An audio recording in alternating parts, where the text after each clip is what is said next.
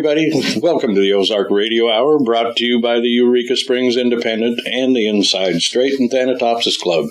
I'm Richard Pille. And I'm Kent Crow. And I'm Jeremiah Alvarado. And we are your hosts for about an hour of purely organic radio, always fresh, always local, and always honest. I see that Jeremiah has stolen my signature line. I'm almost speechless. I don't know where to go from here. Do I get to say that we're not always perfect? Can I at least throw that in? Or I just want something on the record that I'm miffed. So noted, Your Honor.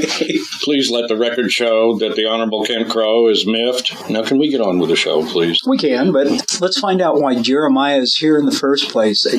Jeremiah, what are you doing here? Well, I represent the future, and by the looks of it, it's coming pretty fast. But I'm here also to say some stuff about the CAPC, to continue annoying the tar out of, well, anybody who listens. What exactly does more stuff mean?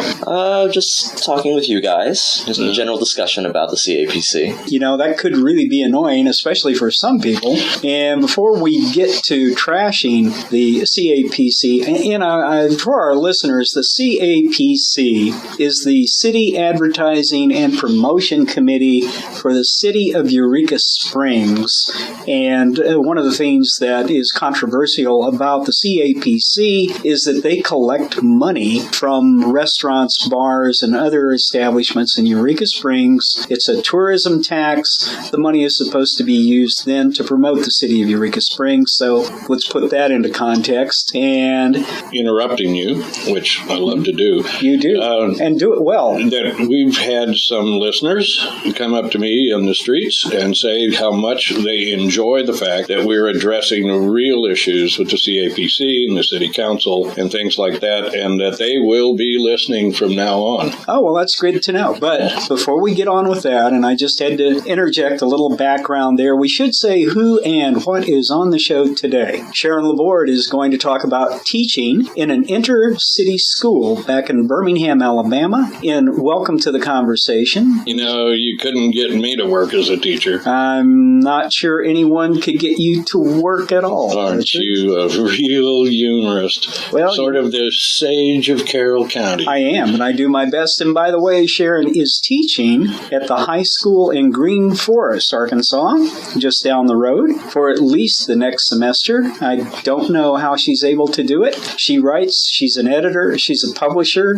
She puts up with us weekend after weekend, and, at least she puts up with you. And how she puts up with me, that's more of that sage of Carroll County behavior, isn't it? Okay, what else is on today? Well, Tracy Johnson is back with more Music as Medicine for the Soul. She gives us a rundown, not to say that she runs down some of the local bands and musicians who originate right here in our beautiful Ozark Mountains, and she plays a couple of songs by Rosenbridge, who is backed up by the talented Opal Agafe. And the Eureka Springs humorist, Kenton Lockhart, tells his story with a short story titled Do Alligators Fart? Do they fart? That would be telling, wouldn't it? Jeremiah, one of the lessons you'll need to learn if you want to be a success on the radio is to keep your audience in suspense. You don't spoil a story by telling everybody the ending, and you don't answer a question posed in the title of it. Well, thanks for the career advice. That'll be $65 and change. Yeah, on the backs of the poor and young. Well, Mr. Pille, may I give you some advice? Not on your life. Well, Nellie and I want to know if we got any mail. Yeah, okay. Well, yes, we did. 5 listeners, and I'm very sorry if I mispronounce your name here. Jerry Boxleiter from Minneapolis, Sharon Curtis from Harrison, Shannon Else from Fayetteville, Dadiri Jama from San Antonio, and Janine McLaughlin from Chicago. All wrote in to ask, how come there isn't a show this week? And this is in reference to our taking last week off. Well, there wasn't a show last week because our producer went to New Orleans for the weekend to wear a red dress in a gay bar on Royal Street. But he's back this week, and that's why we're here, and thanks for tuning in. And it's good to know that we're missed when we're not here. I'm missed? You're missing in action most of the time. Anyway, is there any other mail? Yeah. Parker Raphael commented on Facebook that, quote, "You guys all sound like you're drinking and partying," in reference to the July 23rd show. I'd just like to say, assure our audience that no controlled or mood-altering substances are used or tolerated during the recording of the Ozark Radio Hour, other than coffee and Dr. Pepper. Speak for yourself, okay? Absolutely. I think Mountain Bird coffee is a mood-altering substance. What else have we got, Jeremiah? Well, let's see. We got an email from Jeff Hauser from Blantyre, Malawi, who wrote, "I really enjoyed Sharon Laborde's interview with Megan Kurt about the life of the writer. I'm working on a novel now, and it was good to hear that other writers can successfully balance their writing passion alongside a full-time job. It was also good to hear that novels don't just suddenly pop out of one's self-conscious. Sometimes it takes years for a book to be born." And Jeff, thanks for writing in. We appreciate that. Okay, Jeremiah, what's going on with the CAPC? And before you tell our listeners a little more about the CAPC. We've already informed them what it stands for. What are they supposed to be doing? As you said earlier, Kent, there's a tax, essentially a tourism tax within the city of Eureka Springs, and that money that the CAPC collects from that tax, they're supposed to use in order to promote the city of Eureka Springs in whatever way, shape, or form they feel is necessary. Okay, and from my understanding, Jeremiah, having been around here for a little while, is that the CAPC is often a controversial organization or entity because there is often a great deal of disagreement about how they in fact spend the funds that they collect and what they do to try and identify who their target audience is and who they're trying to promote Eureka Springs to. I don't know that the people, those of us that actually live here, can obviously see much result. We really don't know where they're spending their money. And I think some of the controversy comes from lack of communication with the population. Would you find that to be so? I definitely agree. Going to the CAPC workshop, I think it was 1 week or maybe 2 weeks ago, the host essentially brought in the group that they, I guess, hired, or the company they hired, in order to do online advertising, which is 121 Digital. And, after sitting down and really listening to how they decide who their audience is and how they advertise, it was very enlightening for me, because I know I myself have gone on rants about how worthless the CAPC is in the past. Why did you feel that way? Because I don't see it. And it's the same thing, in my opinion, for the Mayor's Task Force, honestly, is I don't see what they do. Therefore, I don't have proof that they're doing anything. And so this meeting give you any insight then that perhaps they're doing a better job than we think? Yeah. And that's why I wanted to talk about it with you guys. Because the way that it was described at the CAPC workshop is the way they advertise it online and on websites and that kind of thing is they're looking for people outside of the Eureka Springs area. And they can be specific about who their demographics are, based on word searches on Google or other such things. They can target who they're going to advertise to. People like going to Branson, if they're looking to go to Branson. They can target those people who have searched up that kind of information on Google. They can target people in Texas who are looking for a tourism site on this side. And it made me realize that as a person in Eureka Springs who uses the internet often, I will never see their advertisement because they're not targeting me. They're not targeting people in Eureka. They're not targeting people that know Eureka is here. They're targeting people who are trying to get them to come here from other destinations, essentially. I'm going to date myself. Can I do that? Years ago, I was on the city council in Berryville, and we looked at advertising and promotion. We attended the Tourism Commission's annual workshops. And 20, 30 years ago, the average tourist to the state of Arkansas was a 45-year-old Texan with a wife and 2 children. And that was who the Arkansas Tourism Commission targeted in their advertising and promotion and efforts to get those people to come to Arkansas. Has the CAPC identified who their average tourist is to Eureka Springs? And I will admit I don't understand the generational term, so you'll forgive me if I say this without a lot of foreknowledge. But the way they said is essentially baby boomers. Okay. And I'm very sorry to say that I don't really understand the Baby generation. boomers are those of us who were born immediately after World War II, between about 1945 and 1954, who are now in their early to mid 60s and who are retired, have disposable income, are not quite on walkers yet or wheelchairs, but it's on the horizon for us. So soon that generation is going to be gone, and Eureka's going to have to find new tourists. Oh, well. Yeah, so when they talk about baby boomers, they're talking about those of that particular generation. We're the people that bring our grandchildren instead of our children to town. Another one of the demographics they talked about is using Facebook as a way of promotion.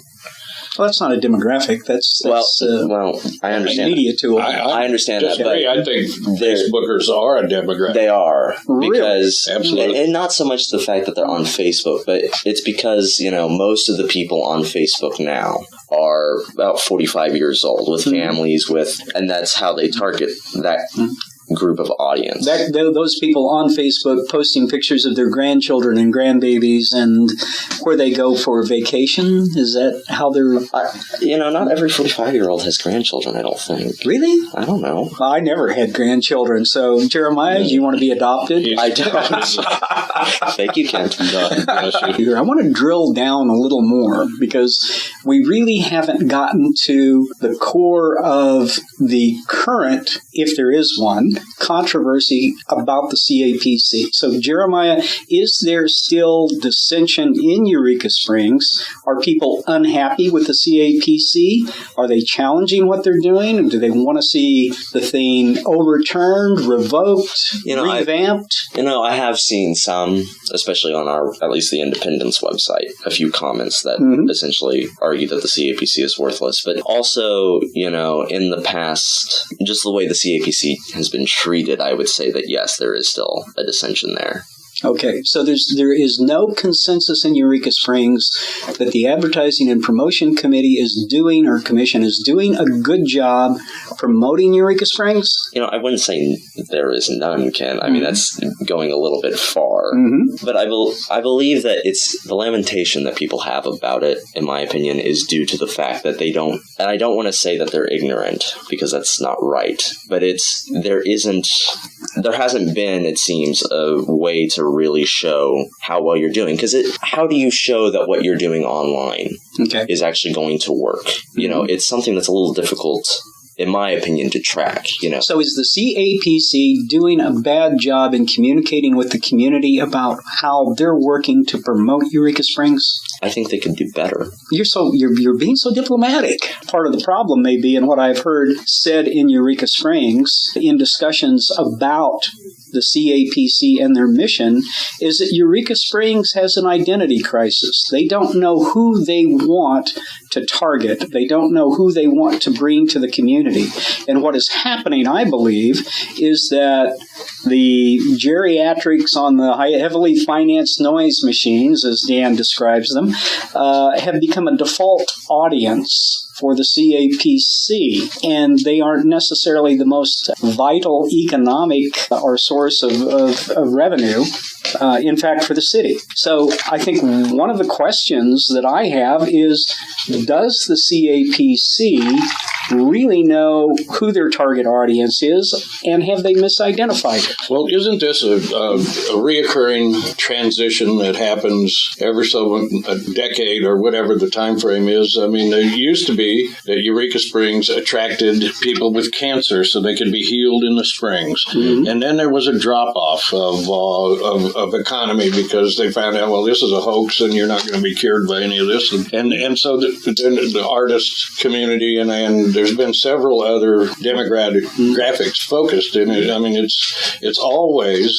since they ran the Indians off, the Native Americans, been a theme park of sorts. Well, sort of The transition's always been difficult, and there's always been controversy as Eureka Springs has reinvented itself. Mm-hmm. Well, and I think you're correct. And obviously, yeah, it was a health resort initially when people came here. By the 1940s, 1950s, when I was a kid here, Eureka Springs was almost completely boarded up. It was a ghost town. There was hardly anything going on. And then the hippies discovered Eureka Springs in the early 70s or late 70s. They revitalized the community. It became an art tourist destination. At the same time, the Eureka Springs Passion Play evolved into something that was rather unique for its era and brought in multitudes of people in tour buses to come and watch the story of Christianity and Christ. That has then been depleted, for lack of a better term. The Eureka Springs City Council and citizens banned buses from the downtown area, and the tourism dropped off significantly because the bus tour companies said, if you won't let us come down to Eureka Springs with our buses, we ain't coming. And it just about killed the Passion Play and had a tremendous impact on Eureka Springs. Galleries started trying to create an art destination, and what we found was that people weren't in fact supporting those galleries. Many of them have shut down, and now what we have in this latest reiteration of Eureka Springs is a destination for the geriatric motorcyclists who are creating an environment in the community that a lot of people are unhappy with. And what we also have is a segment of the population from outside Eureka Springs who are buying up all the real estate and using it as summer resorts or for upscale rentals, which now is making it very, very difficult for anyone of a working class to actually live in Eureka Springs. The population is dropping off. They've gone from 2,300 people in the citizens of Eureka to, I think, a little less than 2,000 now. Are we killing the goose that laid the golden egg, and is the CAPC not doing their job? Jeremiah. You have a lot of digging to do, and by golly, we want to see it in the Independent. Well, I understand that. But is it so bad to have... I understand that a lot of people don't like the bikers. I certainly don't. I'm not very much into the loud noise. I'm not into, and that's what I don't enjoy, is all the noise. But is it so bad to be having bikers come to town? I mean, they come in, they eat, they do shop, they do... Rent hotel rooms? Yeah, and they drink. Is that so bad? Is that a bad...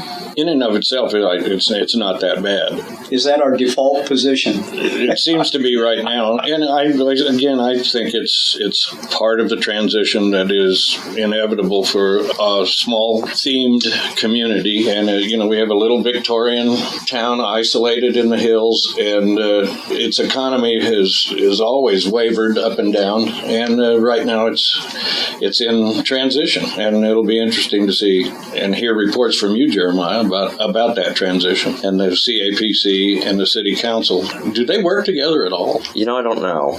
That's actually a very good question about all the commissions in town. I don't really know.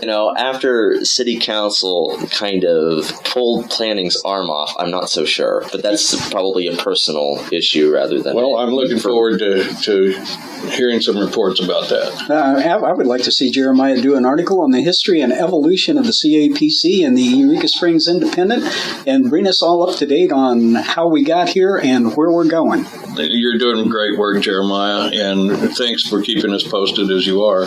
Next up is Sharon Laborde, and welcome to the conversation. Welcome to the conversation. This is Sharon Laborde.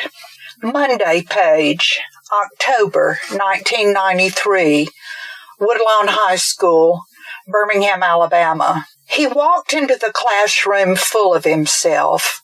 The cool, late October morning didn't seem to touch him. With T-shirt, jeans, Reeboks, he was ready for anything but school. carrying himself like some West African tribal prince whose blood had been cooled by a few Anglo ancestors, he stopped at the door to survey the room. The class had readily settled down this morning to the rituals of roll call, assignment checks, and classwork. Noise was at a minimum, with an occasional comment back and forth between students. His presence at the door was like a spark.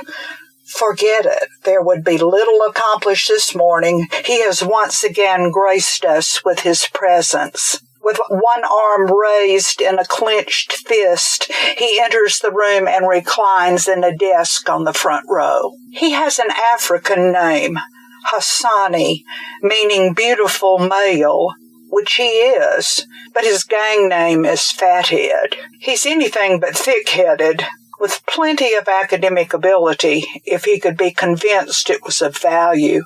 Arriving this morning without his books, pen, or paper, he shuns the system that is his only hope of not living a short life ending on the streets. Annoyed with the confusion he has created in my class, I challenge his late arrival with apparently no concern about books or supplies. He looks at me with long legs stretched out, his feet almost touching mine as I stand at the front of the room. "We've run a lot of women away from here," he says.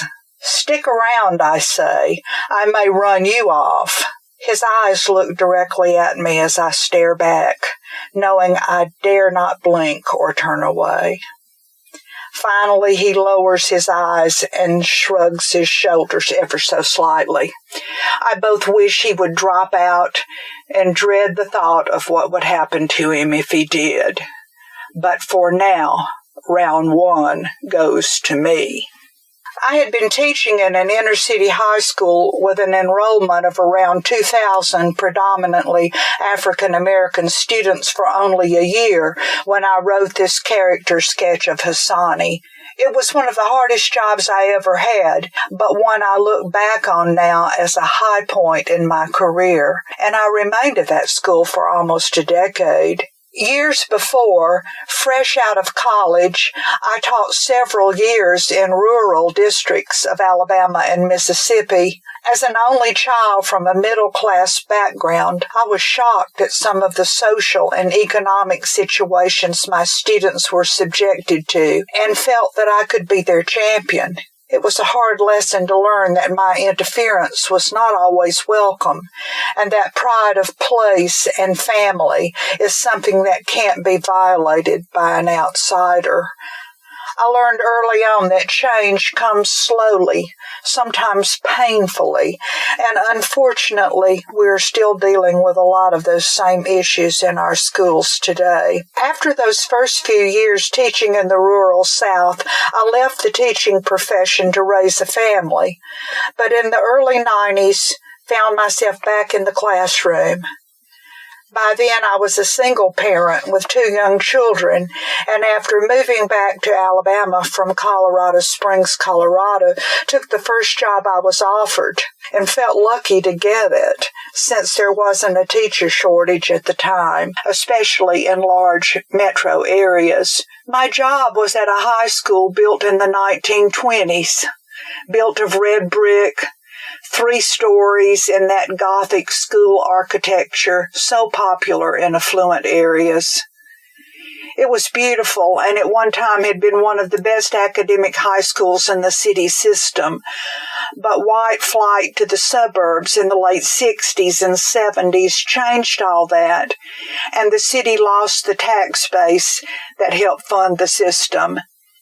That was the beginning of a rapid decline, I'm sorry to say. Many of my students were from the projects and deteriorating neighborhoods. And don't get me wrong, there were excellent students in that school, fine young people. But the 90s was the decade of gang warfare, the Crips and the Bloods, and each day brought a new challenge. I really don't know how I made it through that first year. I remember driving home to the suburbs with tears rolling down my face. But at the same time, I wasn't a quitter, even though there were days when the Birmingham police had to restore order as my students and I stayed behind a locked door in my classroom. On several occasions, gunfire would be heard from drive-bys in front of the school. I returned to my classroom after one weekend to discover bullet holes in the windows. I saw a boy hit another boy with his car on purpose, knock him down and steal his Air Jordans, took them off his feet as he was lying on the ground, and nonchalantly drove away. Well, you get the picture. Teachers had their tires slashed in the parking lot. Mine never were. I hope it was because the students knew I cared about them, however naive that may sound. Looking back, I'm proud of that decade of my life. Sometimes I think it was my finest work, if that doesn't sound too full of myself. In 2000, I married again and moved to the Ozarks with the idea of retirement, but I wasn't ready. And I'm still not ready to stop doing something I really enjoy. The truth is, we still have the same problems to deal with in educating our young people. The hopes and dreams of a teenager living in poverty in the projects is not that far removed from the hopes and dreams of the underprivileged here in the Ozarks. Next week, we will take a look at education here in this beautiful spot of the country. We'll look at, in my opinion, what's wrong and what's right with the way we go about educating the future generation. Until then, this is Sharon Laborde, cultural editor of the Ozark Radio Hour. Thank you for joining me, and now stay tuned for the following announcement.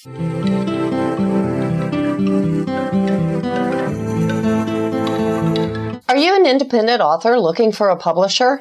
Cahaba Press is open to a limited number of submissions. Check out our Guidelines and Writer's Service package on our website for print and ebooks. Cahaba Press offers editing, formatting, and cover design at a reasonable rate. Your book will be digitized for upload to Amazon, and you will retain all rights to your intellectual property. That means you keep all your royalties. Your book will also be listed on our website, cahabapress.com.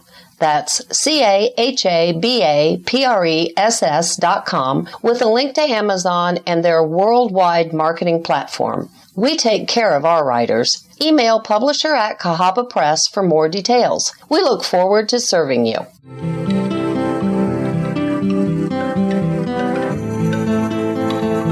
Well, thank you, Sharon, and good luck to all of our teachers and students as they start another school year. And gosh, where has the summer gone? The kids are going back to school next week. Richard, there's probably a place in a classroom somewhere for you. Yes, but they won't let me in. I don't fit the desks anymore. I'm too fat. Okay, what's next? Ken Lockhart answers the compelling question, do alligators fart? My name is Ken Lockhart, and I've got a story here that I decided needed telling because sometimes in life there are questions that just need answered. And this particular story has a couple of those questions in it. I'm going to read to you a story by the title of Do Alligators Fart? Hello, I'm Mr. Know-It-All. I host the #1 Saturday morning show for children on public access radio in Lovely County, Arkansas. Despite my on-the-air persona, I'm actually accurately described as Mr. Research, Verify, Inform, and then give proper credit. Don't get me wrong, I am officially recognized by the government as a know-it-all. In fact, a federal judge gave me the title along with the mandate for the radio program when he sentenced me to 1,000 hours of public service for a smart remark I made in his courtroom. I was subsequently ordered to work off those hours, hosting a science facts program for children. In reality, there are only 2 things I'm certain of, death and taxes. Well, maybe 3 if I include what will happen to me if I give out the wrong answer or bad information on the air. In truth, it is an easy gig. Each week, children, who are presumably under orders from the same judge after an appearance in juvenile court, submit by mail a science question to Mr. Know-It-All, and then they listen for my answer on the radio. Talk about cruel and unusual punishment. A typical question is no more challenging than, do lizards have lips? This is a good thing, because I know for a fact that the judge monitors the program to make sure I'm not serving the public a load of manure. One morning, it was I who received the manure, or at least the gas. I opened an innocuous-looking letter and was confronted with what at the time appeared to be an equally innocent question. Do alligators fart? I placed the poignant question on top of my small stack of inquiries and turned on my computer. I typed, "Do alligators fart?" into the search field.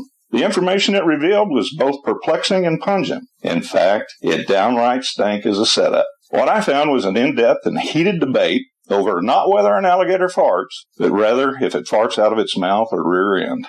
Perhaps this kid chewed his Pop-Tart into the shape of a gun and then walked the halls of his school brandishing the deadly pastry. He has now cut a deal with the court for a lighter sentence by entrapping me with this question and giving the judge the excuse he needs to send me far away for passing bad gas information. In this particular situation, I decided that truth via the internet might be hidden among a minefield of misinformation. My freedom, not to mention my reputation as Mr. Know-It-All, was on the line. So I determined to do it the old-fashioned way. I would actually talk to an expert. But who are you going to call? Fartbusters? I deduced that the best place to find learned people in any subject would be a university. I contacted a zoologist, and he hung up on me. My redials were to no avail.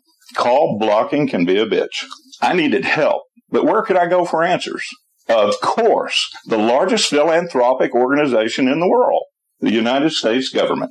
The same charitable folks who gave us the IRS and a multi-trillion-dollar national debt. Surely they are paying someone in an office somewhere to know everything there is to know about alligator farts. I decided I would try the U.S. Fish and Wildlife Service.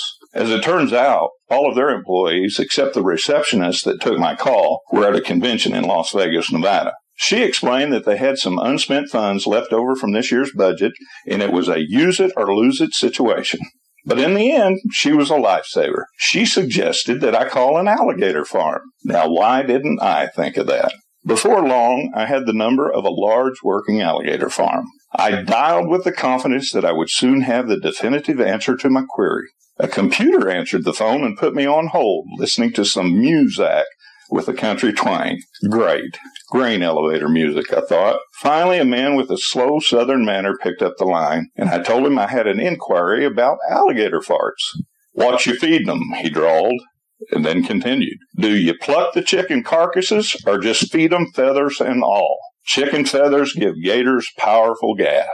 I clenched my fist and pumped my arm in a victory gesture. Yes, so alligators do fart. The syrupy sound of a man spitting came through the phone. "Son, after a few days of feeding the gator-feathered chickens, if you blocked up his behind with a 5-pound cannonball, you could blow the door off a barn at 100 yards when he erupts." I pounded the arm of my chair with my fist. "So the farts do come out of the rear end and not the mouth." Following another spit, the gator farmer observed, "Son, you're a quick study.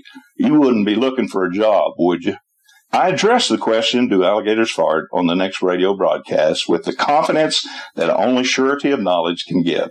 Case closed. I returned home and began to prepare for next week's show. I opened the envelopes and read the new questions I had received in the mail.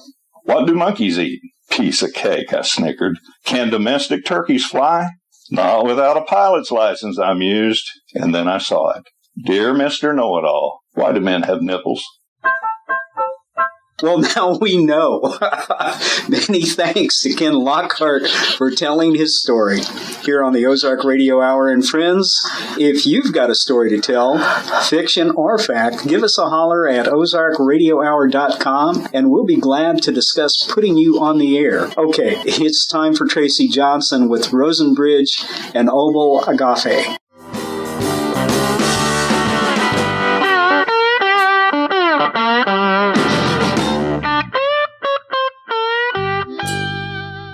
Hello, everyone. Thanks again for joining us here at Ozark Radio Hour. I kind of missed everybody last week. It's really good to be back. And this week, I'm just kind of going to brag on the area where I'm living right now.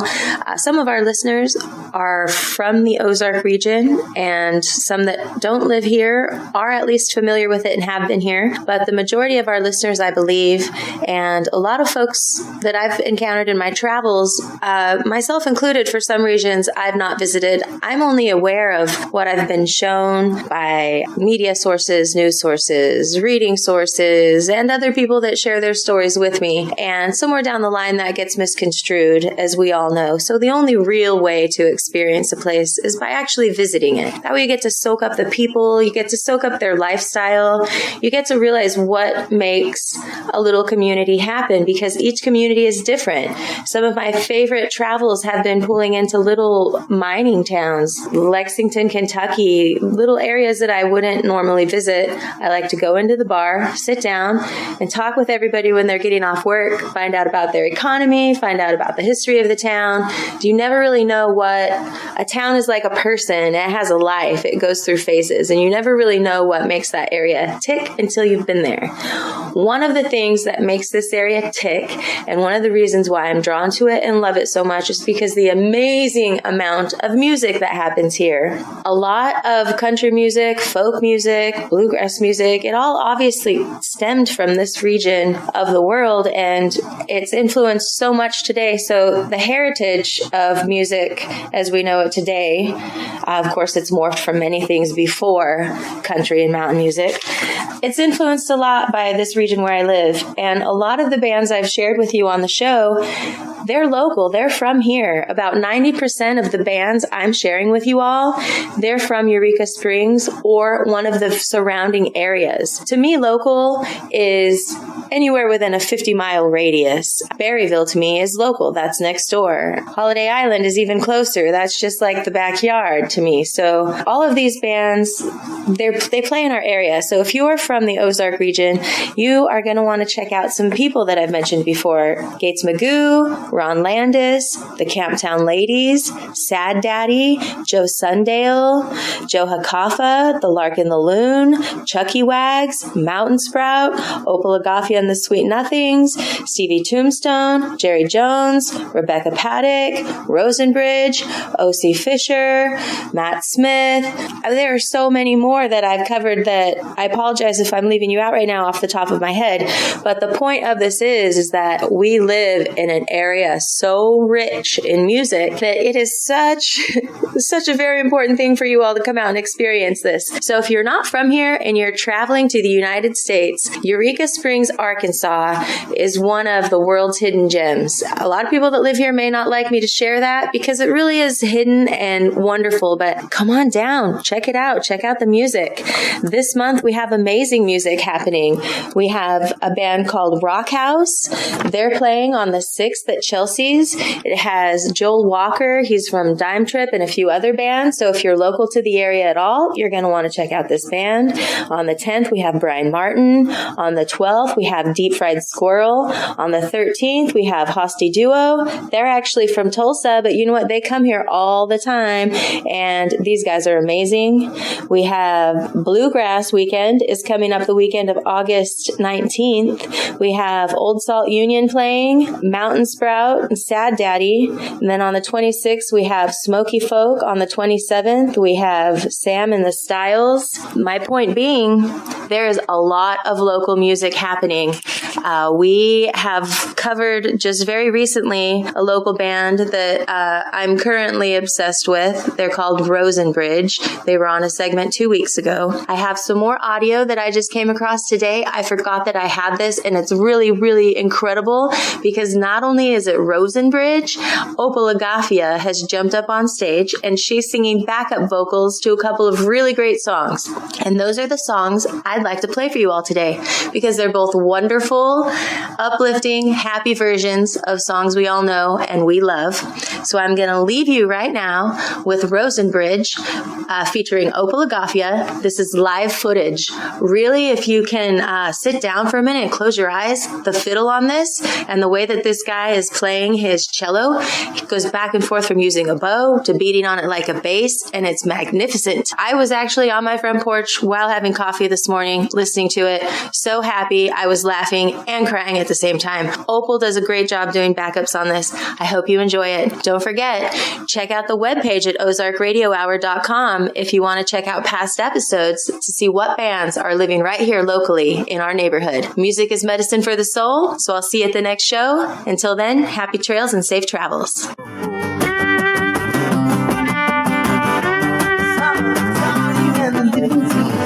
Oh, yes, it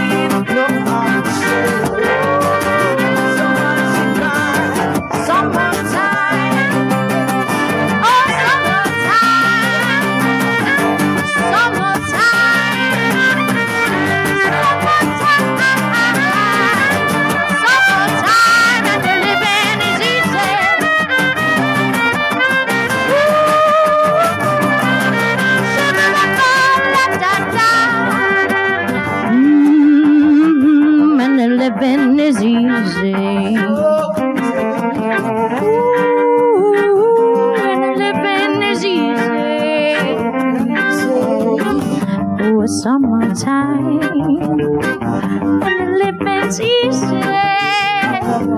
Summertime and the living's easy.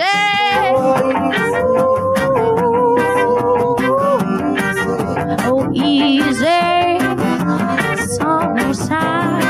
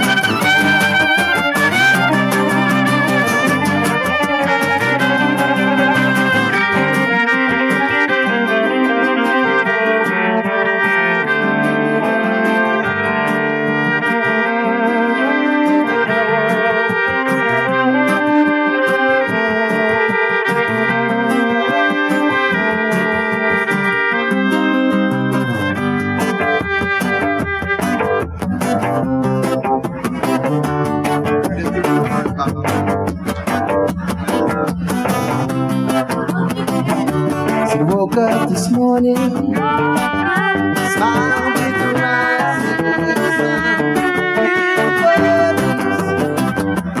On my doorstep, singing sweet song, melodies pure and true. This is my message to you. Yeah. Say don't worry.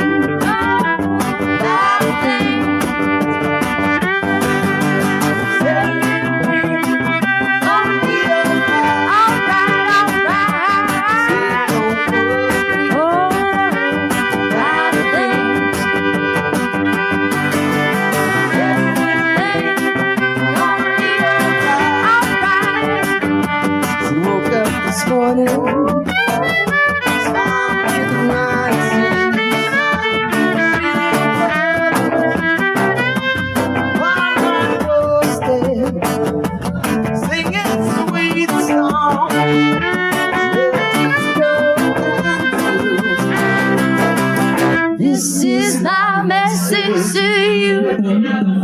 Ooh, see, don't worry.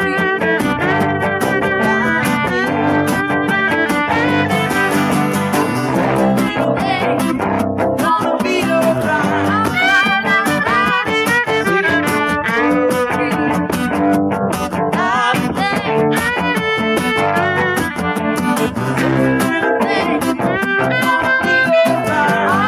Sing it with us. Here we go. Say, don't worry. I think. Come on, louder. Every little thing gonna be alright. Say, don't worry. I think every little thing is gonna be alright. Give it up for Oval. Yeah. Thank you, Tracy and Jeremiah, oh future boy. How did we do? Well, for a couple old guys, I suppose it's pretty good. Well, you know, we got up in the morning and we got here, didn't we, Richard? Did you read the obituaries this morning? I wasn't in them. Okay. Did you have breakfast after that? No. You should have. You know, you never know when you'll get another chance. Well, thank you, Kent. Okay. Should we say goodbye? Yes, we definitely should. Goodbye, everybody. Thanks again for tuning in to the Ozark Radio Hour. Until next week, adios. The Ozark Harvest Radio Hour is a production of the Eureka Springs Independent and the Inside Straight and Thanatopsis Club. Richard Pille, executive producer. Dan Krotz, producer and writer. Dr. Sharon Sloan, technical director. Dr. Fred Mayer, Director of Music, G.K. Chesterton, Director of Philosophy and Content, Jane Pillay and Bonifaci Fiacre, Gardening Consultants, Luca Brazzi, Aquaculture Consultant, Eddie Keever and the Fabulous Keever Sisters, Advertising and Sales. The Ozark Harvest Radio Hour is organic radio, always fresh, always local, and always honest. We are community radio. That means that if you would like to appear on the Ozark Harvest Radio Hour, we have to put you on. Contact us at the OzarkHarvestRadioHour.com, like us on Facebook, or look us up in the telephone book. Until next week, so long, and be nice. 1, 2, 3, 4.